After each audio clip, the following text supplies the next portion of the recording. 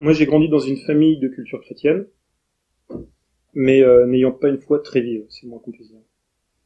J'ai ainsi été baptisé, puis catéchisé jusqu'à ma première communion, et là, mes parents ont estimé avoir fait leur travail, et en gros, m'ont proposé de poursuivre seul. À l'époque, je trouvais plus intéressant de faire du sport plutôt qu'à l'aumônerie, donc j'en suis resté là. Et puis ensuite, la vie étudiante s'est offerte à moi, et à 18 ans, je me suis retrouvé à avoir un studio fort sympathique à Lille, dans une ville qui est quand même plutôt étudiante. Et à partir de là, je me suis montré particulièrement assidu aux soirées étudiantes. Un peu moins au TD quand même, ça faut le reconnaître. Et j'ai découvert la vie nocturne lilloise. Elle est assez sportive. Pas mal de filles, beaucoup d'alcool, etc. Et ensuite, mon entrée dans la vie adulte, elle fut marquée par mon engagement dans la Marine nationale. Et donc là, ça a été une période vraiment exaltante, marquée principalement par la découverte de la nature, ce que j'appelais à l'époque la nature avec un grand N, d'autres peuples, d'autres civilisations, et puis aussi un univers très très particulier, qui est celui de la vie à huis clos et en collectivité, et qui m'a fait apprendre énormément sur les autres, et encore plus sur moi. Mais au risque de cultiver une image un peu d'épinal que vous avez sans doute tous, ma vie embarquée, ça a aussi été marqué par mes escales. Des escales que je vivais de manière très intense. Et pour faire simple, une soirée réussie, ça consistait à ingurgiter le plus d'alcool possible, taper sur les Anglais s'il y avait un bateau glaouche qui faisait escale en même temps que nous, et puis terminer dans un bel hôtel avec une jolie fille dans mon lit. Pour moi, c'était ça, partir faire une escale. Je tiens quand même néanmoins à préciser que même si j'étais pas le seul à vivre comme ça, puisque c'est vraiment le monde actuel qui nous invite à vivre cela, tous les marins ne sont pas des êtres dépravés. Il y en a encore quelques-uns qui sont très bien. Et cette course en avant a vraiment atteint un point paroxysmique lors de ma campagne outre-mer. Je suis parti pendant 1 an dans l'océan Indien et j'ai connu 36 escales à cette occasion dans des pays particulièrement accueillants et exotiques. Et pour autant, ma grande surprise, lors de mon retour en France, j'ai vraiment senti grandir en moi un truc énorme, un vide qui m'aspirait de l'intérieur. Et là, je comprenais pas. Je comprenais pas parce que je pensais avoir tout pour être heureux. J'avais vraiment un travail qui me plaisait, un travail exaltant, en plus qui n'était pas du tout un travail commun. Je faisais beaucoup de voyages, des soirées plus que festives, une femme, voire des femmes dans chaque port, une voiture de sport, bref. Tout devait être en place et ça ne se passait pas bien. Du coup, j'ai décidé de poser le sac quelque temps en demandant une affectation à l'état-major des armées à Paris pour un petit peu faire le point. Et c'est dans ce contexte donc très particulier qu'au hasard d'une rencontre, je croise un jour le chemin d'Émilie. Et pour la première fois de ma vie, j'ai vraiment voulu la connaître. Et je ne voulais pas la séduire pour la mettre dans mon lit. Ça c'est pareil, c'est quelque chose qui m'a décontenancé parce que ça se passait pas comme ça autrefois. Mais Émilie a quand même flairé rapidement le bonhomme qu'il y avait en face. Parce que sur la terrasse d'un café parisien, le 3e jour de notre rencontre, elle m'annonce de manière vraiment extrêmement brutale, entre la poire et le fromage, c'est sorti de nulle part. Tu sais, Jérôme, je vis dans la chasteté et je me réserve pour mon futur mari.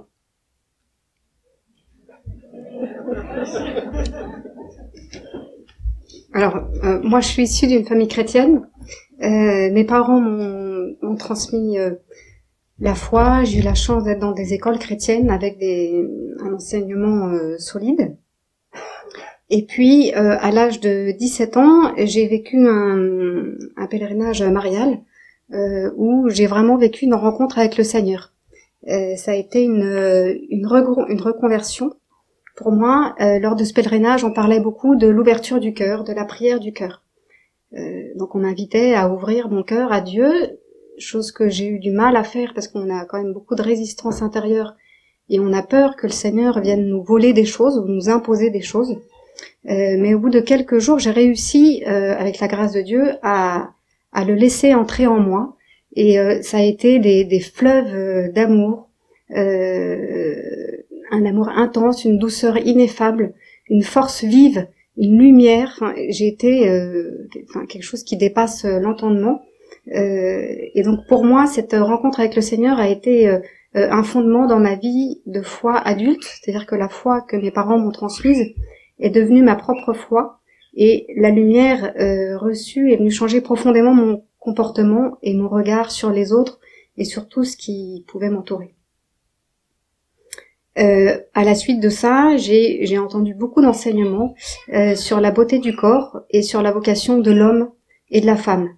Et j'ai été très touchée par l'éclairage de ces enseignements, en particulier à travers les catéchèses de Jean-Paul II sur la sexualité, qui faisaient aborder le corps d'une façon nouvelle pour moi. Et à travers ces catéchèses, à travers cet enseignement reçu, je pressentais que notre corps porte Dieu en lui. Donc pour moi, c'était une évidence qu'il fallait que je me donne de façon absolue, que je me donne de façon totale, mais dans un amour véritable. Alors la mise en pratique a été un peu plus compliquée, parce que j'ai fait plusieurs rencontres amoureuses, avec une soif très importante d'aimer, pour répondre à cette vocation du mariage à laquelle je me sentais appelée. Mais dans ces rencontres amoureuses, j'ai été confrontée très vite à la question de la sexualité. Il était évident pour mes petits amis que nous allions coucher ensemble. Après de longues discussions, après des espoirs de changement de leur part, on arrivait à chaque fois à une impasse qui nous menait immanquablement à une rupture. Je découvrais alors vraiment déçue et triste que ce n'était pas un amour véritable. Donc arrivé vers 17 ans, après plusieurs ruptures... 27 ans, pardon, excusez-moi. Essaye toujours de... Arrivé à 27 ans, après plusieurs ruptures, je souffrais vraiment de solitude et d'incompréhension. J'avais même l'impression à certains moments que mon cœur saignait tellement j'étais seule, alors que j'avais cette soif d'aimer et de me donner. Et alors je commençais à douter de ma capacité à continuer à résister aux tentations, de dire non à chaque fois qu'on m'invitait au lit. Je me demandais aussi si ce chemin n'était pas une impasse. Il y a vraiment des gros moments de doute et c'était difficile. Mais malgré tout, j'avais une force intérieure qui me poussait à poursuivre dans cette voie et à rester fidèle à l'enseignement de l'Église. Alors un jour, mon chef, excusez-moi. Parce que là, Émilie évoque le fait que, du coup, en fait, elle commençait à se refermer de plus en plus, et son état de célibataire commençait à surprendre un peu autour d'elle. Et je témoigne puisque moi, je pense que la deuxième ou troisième fois où je rencontre Émilie, je me dis, bon, maintenant, j'ai quand même à peu près la certitude qu'elle est psychologiquement à peu près stable, en tant qu'une femme peut l'être. Et donc, en fait, je comprends pas pourquoi elle est célibataire, là. Il doit y avoir une arnaque quelque part.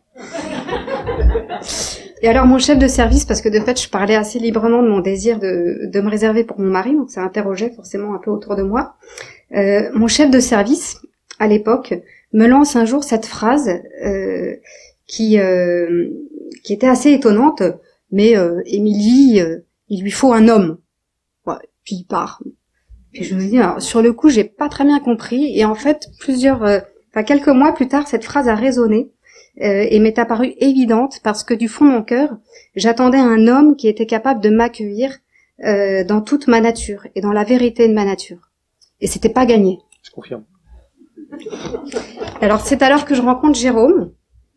Donc on revient sur cette terrasse de café parisien où je dis à Jérôme, tu sais, je vis dans la chasteté, je me réserve pour mon futur mari. Alors j'ai pas le souvenir de l'avoir dit comme ça, mais apparemment lui, si. Ah non, si. Alors là, il y a des phrases qui marquent la vie. Je vous confirme que c'était mot pour mot. Mais par contre, je me rappelle très bien, donc avoir dit un truc, voilà, de ce goût. Et intérieurement, je me disais, ça passe ou ça casse. Mais au moins, je vais pas perdre mon temps, parce que j'avais tellement essayé de faire changer, de faire évoluer les petits amis, que je me suis dit, là, on va direct, quoi. J'ai 27, 28 ans, c'est bon. Et là, je vois Jérôme, qui prend du recul, qui écarquille les yeux, un temps d'arrêt. Je me dis bon. Et il me dit, je ne comprends pas, mais j'admire et je respecte. Oui, parce que je comprends pas. Le mot chasteté, évidemment, je le connaissais. Je connaissais son sens. Et je n'avais jamais rencontré une femme qui avait vécu, qui vivait encore la chasteté. Pour moi, c'était quelque chose qui était inimaginable. Donc, ça sortait de mon monde. Et à ce moment-là, dans ces 3 petits mots, il y a beaucoup de choses qui se sont jouées en 3 minutes. C'est incroyable. À cet instant, j'ai compris qu'il y a un chemin qui s'ouvrait et qu'une construction amoureuse était possible. Sans le savoir, Jérôme, dans cette confiance donnée à travers le respect de mon désir de vivre la chasteté, m'invitait à déployer l'amour que je conservais depuis tant d'années pour un futur mari. Je savais pas que ça allait être un futur mari, mais au moins je sentais quelque chose qui allait se déployer en moi. Et j'avais l'assurance que le trésor de la sexualité allait être préservé. Ce qui est étonnant, c'est que j'en étais convaincue, alors même que Jérôme ne comprenait absolument pas ce choix de vie, encore moins ses fondements, mais il en était simplement à m'accueillir sans me connaître. Pour autant, on vivait pas dans le monde des bisounours, on a cheminé donc, et les tentations restaient bien là, surtout quand on a 28 ans. Je pense que vous avez pu comprendre qu'Émilie a un peu le sens de la formule, surtout avec moi. Donc on était petits amis depuis vraiment très peu de temps. Et elle m'annonce un jour très solennel, pareil encore une fois, trop là pour être humain, ça s'en est pas. Tu sais, quoi qu'il arrive entre nous, tu seras toujours le deuxième. Le premier, c'est Jésus. Donc, c'est quand même un peu brutal, surtout que je m'efforçais de respecter sa foi, mais que je la partageais absolument pas. J'étais, moi, très très éloigné de la foi, comme vous avez pu le comprendre. Cependant, alors que nous connaissions depuis moins de 3 mois, malgré tout ça, je demande Émilie en mariage.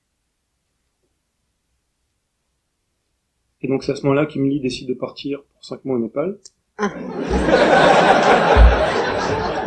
J'ai répondu oui. Non, et ce qui m'a rassuré, c'est que cette mission humanitaire était prévue avant qu'on se rencontre. Mais quand même. Et le premier dimanche après son départ, au réveil, une évidence absolue me saisit. Je dois aller à la messe. Bête, militaire et discipliné. Je m'y rends donc. Sauf qu'au bout de quelques minutes, je me réveille. Mais qu'est-ce que je fais là? Et je reste toujours totalement hermétique à ce qui se passe, et alors, toute la liturgie, de A à Z, m'agresse totalement. Ah oui. J'avais demandé à Jérôme de m'accompagner 2 fois à la messe, avant qu'il me demande un mariage. Et ça a été une expérience très dure, il en ressortait hyper crispé. C'était impossible d'en parler. Je sentais qu'il était en lutte profonde. Donc la foi, c'était clairement pas un sujet tabou, mais je pouvais pas l'obliger à venir à la messe, ça c'était sûr.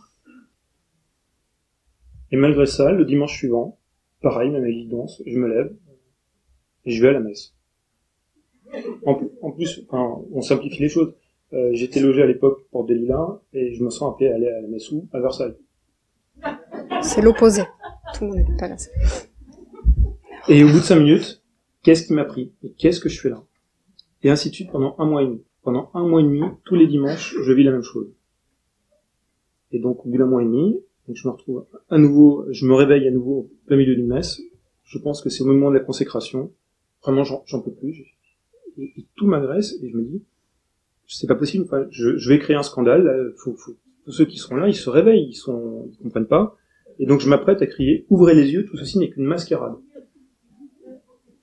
Et juste au moment où je prends mon inspiration pour crier ça, je suis saisi par une double sensation concomitante. C'est je vois tout le mal que j'ai pu commettre, et mon cœur se met à saigner instantanément, une douleur très forte. Et c'est contrebalancé exactement par le même moment, par une douceur ineffable, un sentiment d'amour que je ne connaissais pas, et cette compréhension que tout pouvait m'être pardonné si j'en faisais la demande. Alors cette expérience surnaturelle de la miséricorde fut le point de départ de ma conversion, qui était secrète à l'époque. Parce que j'ai absolument rien compris à ce qui s'est passé. Donc en parler à quelqu'un d'autre, c'était impossible. Et donc du coup, les dimanches suivants, je me suis encore senti appelé à la messe, mais là, curieusement, il n'y avait plus la même énergie. Et tout ceci m'a permis de déclarer à Émilie à l'aéroport, à sa descente d'avion: avant, je te disais ne pas comprendre ta chasteté mais la respecter. Aujourd'hui, je la comprends et j'aimerais la vivre. Du coup, ce fut le début de notre temps de fiançailles. Et je voulais cesser de cet éparpillement qui m'abîmait pour vivre un amour véritable dans la fidélité et la justesse. Ce fut le début de ma reconstruction. Cela passa par ma première confession quelque temps après. Ça m'a permis de me libérer et d'envisager pleinement notre avenir. En effet, j'avais éprouvé cette guérison intérieure. La confession est venue cicatriser mes plaies. Aujourd'hui, je vois toujours ces cicatrices, mais je n'ai plus mal. Au contraire, elle me rappelle ma vie d'avant et celle d'aujourd'hui, et me permettent ainsi de mesurer et goûter mon bonheur, d'avoir cette femme trésor. C'est un peu ma carte trésor. Marin un jour, pirate toujours, peut-être.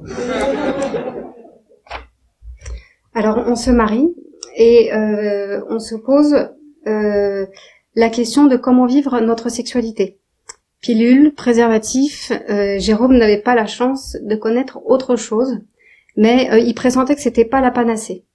Alors, je lui parle du cycle féminin en tant qu'infirmière, mais on n'apprend rien sur le cycle féminin en école infirmière. Je lui parle du cycle féminin et donc on décide d'approfondir cette affaire. Donc on se forme et on devient plusieurs années après moniteur. Grâce à la conversion et au changement de Jérôme, le Christ a pris de plus en plus de place au sein de notre couple. Lui, le Christ qui se donne en nourriture dans l'Eucharistie, partage sa vie divine et nous fait vivre le nous conjugal. Il est la véritable nourriture du couple. Quand il se donne, le Seigneur ne se reprend pas. Il est le fidèle par excellence. Et la force du mariage, c'est vraiment la force du mariage que nous avons déjà ressentie et qui nous a relevés à certains moments, c'est bien de sentir la place du Christ qui s'est engagé avec nous. C'est lui qui nous éclaire, à travers l'Évangile et tous les enseignements de l'Église, dans notre intimité. Et il nous fait sentir ce qu'il y a de bon et de beau pour nous. Il nous entraîne, le Christ, à vivre l'authenticité de notre nature et à vivre une rencontre véritable dans la sexualité. L'intimité avec le Seigneur, Eucharistie, et la pratique de la confession nous entraîne à une progression conjugale, parce que il nous aide à comprendre qui nous sommes véritablement, à comprendre notre humanité, nos fragilités, nos limites et nos tentations.